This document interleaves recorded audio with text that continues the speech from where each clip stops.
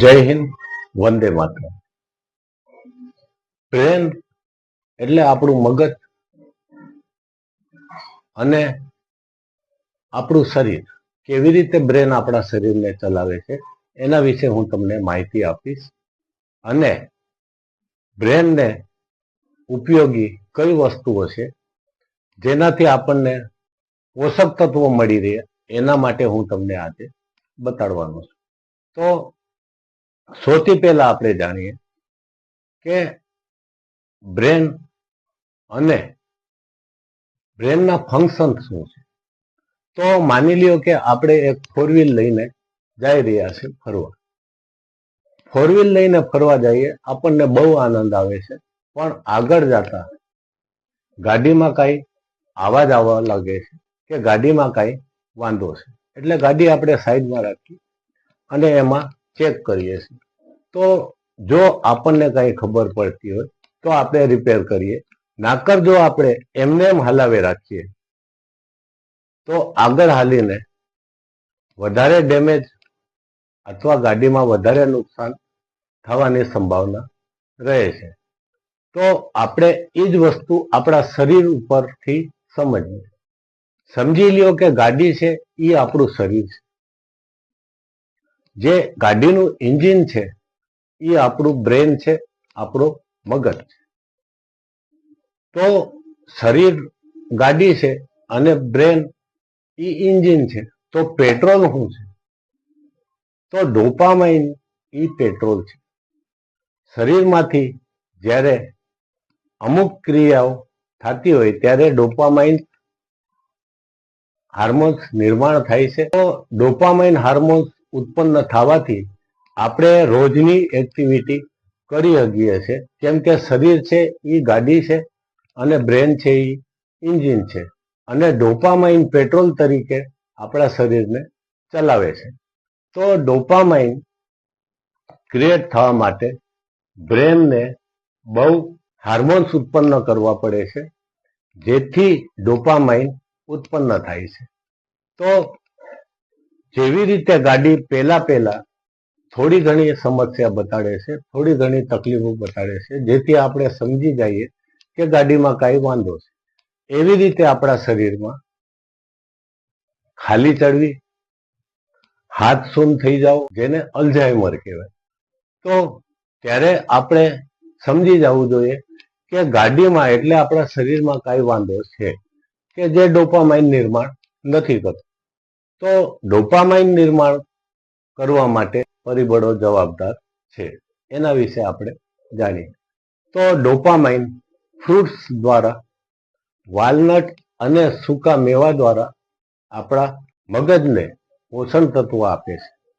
પણ બ્રેક શું છે? ડોપામાઇન છે એ જો પેટ્રોલ છે તો ગાડી રોકાવા માટે કયા હાર્મોન જવાબદાર છે? તો બ્રેક. ગાડીમાં બ્રેક છે એવી રીતે આપણા શરીરમાં સેરોટોનિન હાર્મોન જવાબદાર છે. ગાડીના બ્રેક મારવા માટે જેવી રીતે આપણે ગાડીને ઊભી રાખીએ એવી રીતે સેરોટોનિન જો શરીરમાં ન હોય તો મેલાટોનિન જે ઉત્પન્ન થાય એના ઉપર કંટ્રોલ ન રહે, એવી રીતે શરીર એનું ડિસફંક્શન થઈ જાય છે અને એ વ્યવસ્થિત રીતે કામ નથી કરતું. તો એને કંટ્રોલ કરવા માટે સેરોટોનિન છે.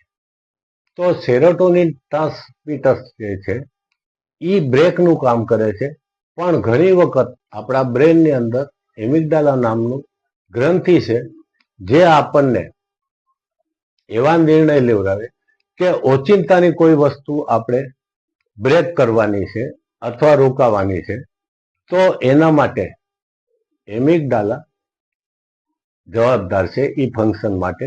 અને એમિગડાલા એમરજન્સી બ્રેક માટે, એટલે આપણા શરીરને ઓચિંતાનું, જાણે આપણે કામ કરતા હોય, એક એક્ઝામ્પલ તરીકે આપણે કામ કરતા હોય અને થાકી ગયા હોય તો આપણને આરામ કરવાની તાત્કાલિક જરૂર છે, અથવા આપણે ગાડી ચલાવતા હોય અને એમરજન્સી આપણને નીંદર આવવા માંડે તો એના માટે ગાબા ન્યુરોટ્રાન્સમીટર છે.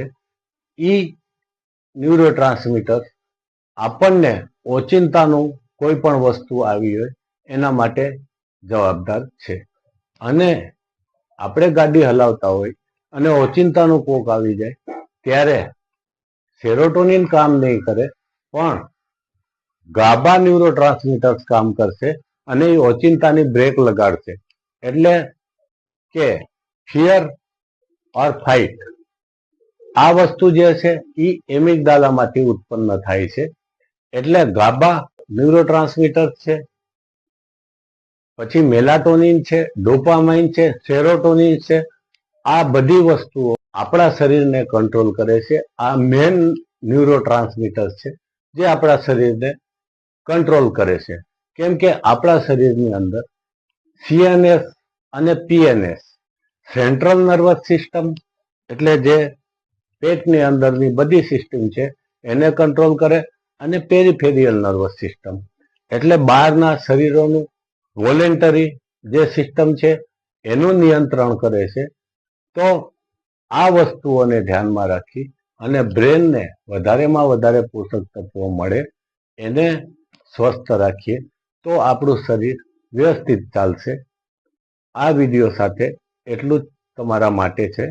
બીજા વિડીયોમાં હું બતાડીશ કે ન્યુરોટ્રાન્સમીટર્સ કઈ રીતે કામ કરે છે અને કઈ રીતે આપણા સેન્સરી સિસ્ટમને ઓર્ડર આપે છે. આશા કરું છું મારી વિડીયો તમને સારી લાગી હોય. સબસ્ક્રાઈબ કરો, કમેન્ટ કરો, શેર કરો, લાઈક કરો અને જોતા રહ્યો મારા વિડીયો ગુરુજી વેદના મુક્તિ યુટ્યુબ ચેનલમાં. જય હિન્દ, વંદે માતરમ.